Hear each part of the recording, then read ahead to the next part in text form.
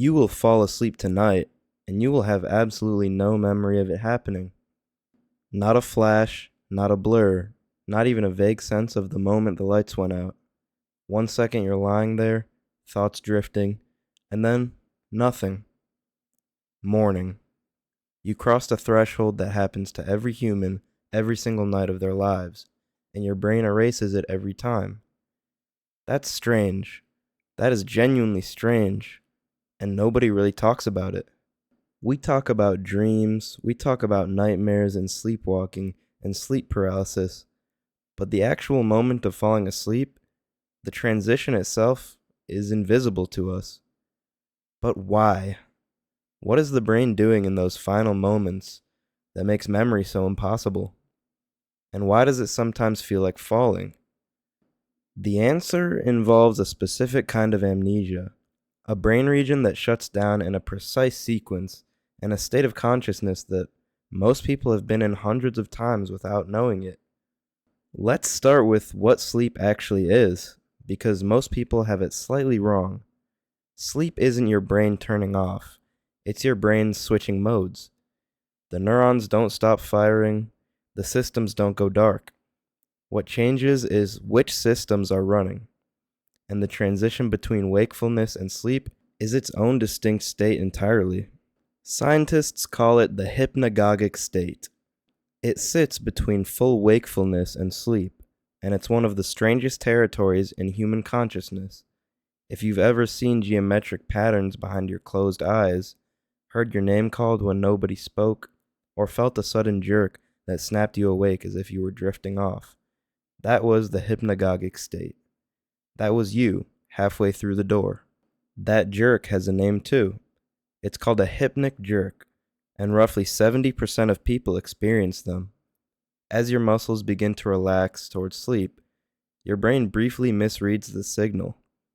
It interprets the relaxation as falling and fires a muscle contraction to catch you.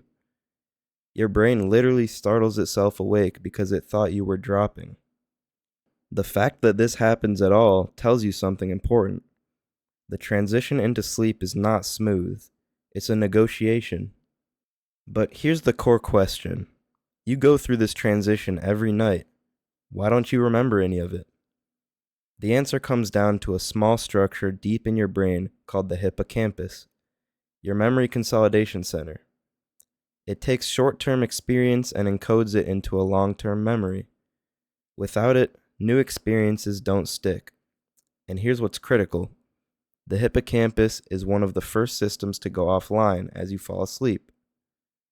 Sleep onset is a cascade, not a switch.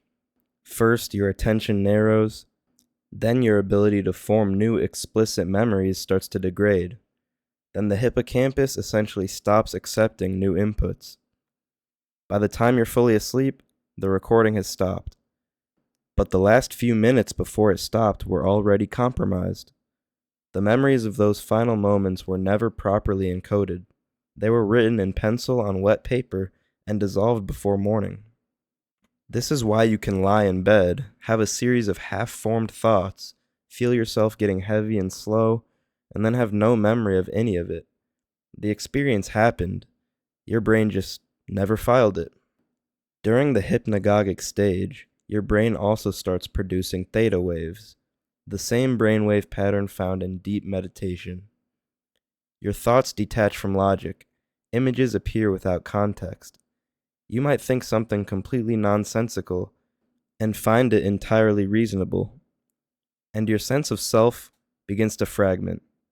The continuous inner narrative that makes you feel like you starts to break down.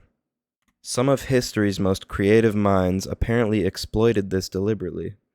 Edison would nap holding steel balls in his hands.